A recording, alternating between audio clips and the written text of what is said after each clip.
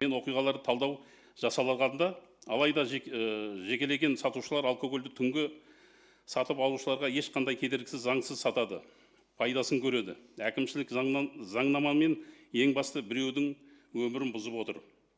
Менің ойымша бұл сөздерді қылмыстың орын алуының себебі байланысы анық деп көрсетіледі деп ойлаймын. Қазақта өлген адамның атында сөз айтпайды деген.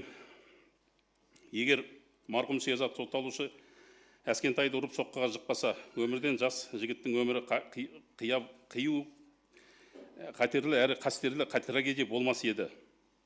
Егер жәбірленуші Нұрымов өзінің айғақтарында айтқандай, ұрып соққыға жығылған сотталушы әскентайды шынымен кешірім сұрап, және ұрған үшін оның кінәсін түсініп, мәселені сол жерде эмоцияға берілмей шешсе, бұл трагедия болмауы мүмкін еді. Бірақ өкінішке орай жәбірленуші Нұрымов Қаржаубайдың тарапынан осындай орын толмас оқиғаны жағдыр болдырмауына тырысқан әрекетін сот тергеу барысында растауын таппады. Егер марқұм Шерзат төбелесті қайта бастамаса, егер Ғайыпбаев мылтықты әкелмесе және сол мылтықтан адамдарға өміріне, денсаулығына қауіп төндіретін ату бастамаса, осылайша агрессия қоздырмаса, мүмкін сол қорқынышты күн оқиғасы мүлде басқаша өбігер болар еді. Кез келген қылмыстың алдын алу болады. Ол үшін әрбір адам эмоцияға, ашуға ерік бермей, сабырлықпен танысса болғаны.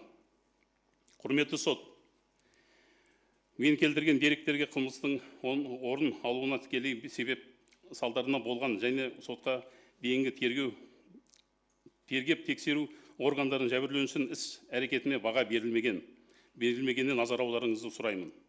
Сонымен қатар іс материалдарында мылтықты атқан адам анықталмаған тұлға деп көрсетілген. Алайда сот тергеуінде ол адам нақты Ғайыпбаев екенін анықталған ескересіз.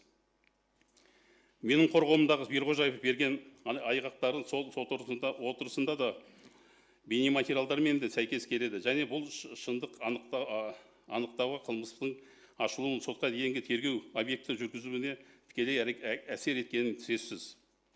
Ең маңызды мәселе сотталушы қылмыстық әрекетін саралау мәселесі болып келеді. Бұл мәселеде дұрыс шешу кінә анықтауға көмектеседі.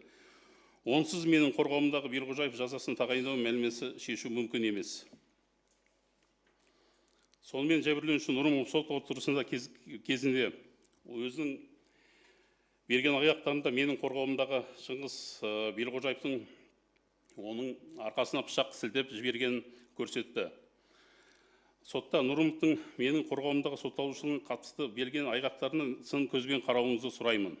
Өйткені бұл айыптаумен айғақтар сот өз дәлелін тапты деп нақты деректермен расталады.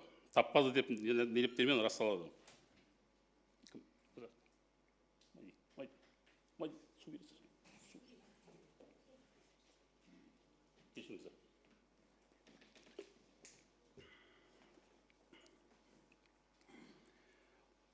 Нақты деректермен расталады. Менің қорғауымдағы Берғожаев Шыңғыс сот тергеуінде шеңберінде бұл айыптауды жоққа шығарды. Оның қолында пышақ жоқ екенін, Нұрымовқа жақындамағанын көрсетті. Ол сот отырысында қаралған және ұсынған бейнематериалдармен, сондай-ақ қылмыстық іс материалдарымен және 15-14-24 жылғы 20-366 және 20-12-24 жылғы 21-947 фототехникалық сараптамамен расталады.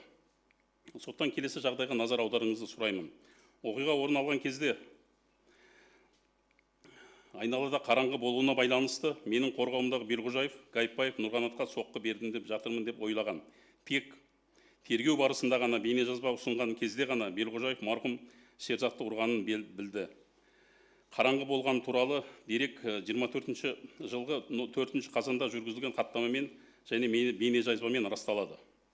Бейнежазбада анық көрсетіледі. Бұл 15-14 жылғы 20-366 фототехникалық сараптамада расталады. Яғни Берғожаев қолында ештеңе жоқ екенін және Шерзатқа жұдырықтың астымен жабық соққы берген. Сырттан қарағанда оның қолында бірдеме бар деп ойлауы мүмкін. Бірақ Берғожаевтың оң қолы ортаңғы саусағы жарақат салдарынан Берғожаев жұдырықпен ұра алмайды.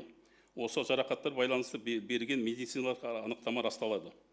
Енді мен өз сөзімен айтып өтейін, Берғожаевтың оң қолы кеуіп кеткен, жұдырықпен ұра алмайды, негізі бүгілмейді. Оны ешқандай сараптаманың да керегі жоқ, қолына жақыннан кеп қарайсаса көрініп тұр. Соттың назарына келесі аударыңызды сұраймын. Шыңғыс Берғожаев қатысты кішкентай жиналмалы пышақ болған жәбірленуші Нұрымқа қолына пышақ ұстап алғанын көрген. Алайда Берғожаев жиналмалы пышағын қолынан барлық мүмкіндігі болған. Ол оны ашып қана қоймай, қалтасында да алмай өткені оның бұл жиналмалы пышағын қолдануға ниеті мен мақсаты да болмаған. Сотқа дейінгі тергеу арқылы Берғожаев айыптау негізінде ретінде шынайы дәлелдер ескерілмеді. Себебі олардың жиналмалы жиынтығы Берғожаевтың жұдырықпен ғана ұрған сендіре алатын еді. Егер жұдырықпен ұрса ғана сендіре алар еді. Ана жерде қолдың астымен ұрғаннан кейін, олында қолында бірдеме бар деп, елдің бәрі жаңағы тергеу барысында соған ұсынып отыр. Оның іс әрекетінде қазір уақытта оған тағылған пышақ қолдана отырып, бұзақылық жасады деген қылмыс құрамы жоқ. Айыптап айтқанда, Берғожаев жәбірленушінің дәлелсіз берген жауаптарын негізіне ғана болжам айтып тағылған. Бірақ жәбірленушілердің айғақтарын сотталуға тағылған айып тура негізгі бола алмайды, егер ол басқа іс құжаттарымен немесе сарапта қорытындылармен расталмаса. Осы қылмыстық іс қарау кезінде Берғожаев жоғарыда аталған, яғни бұзақылық іс әрекетін жәбірленушінің өміріне, денсаулығына қауіп төндіретін арнайы пышақ құралдары қолдану арқылы жасап деп тағылған айыпты өз дәлелін таппады деп санаймын. Демек, бұл туралы қорытындыға келуге барлық негізі бар деп себеп. Сотталушының оқиға болған кезінде бұзақылық пышақты қолдануға немесе пышақты қолдануға әрекеттерін дәлелдемеген.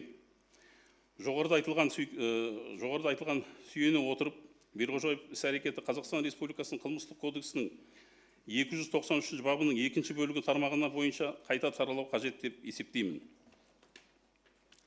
Жоғарыда айтылған ескере отырып, менің қорғауымдағы Берғожаев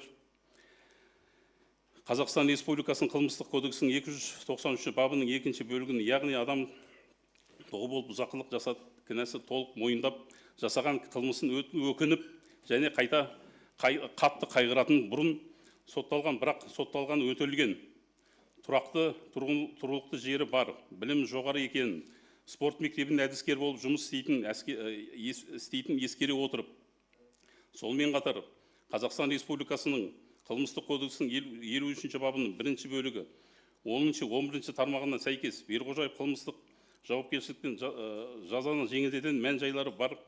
Атап айтқанда, қылмыстық құқық бұзушылардың себебі болған жәбірленушілердің мінез құлқының заңсыздығы, шын жүректен өкінуін, қылмыстың құқық бұзушылығын ашу белсене ықпал етуін ескеріп, соттан сұрайтынымыз.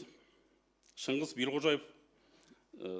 Айдосұлы Берғожаевтың әрекетін Қазақстан Республикасының қылмыстық кодексінің 293 бабының 3 бөлігінің 293 бабының 2 бөлігіне қайта саралап, және оған осы баппен көрсетілген альтернативтік шектеу жазасын бар екенін ескере отырып, қоғамнан оқшаламай бас бостандығын айырмай жазасын тағайындауыңызды сұраймын.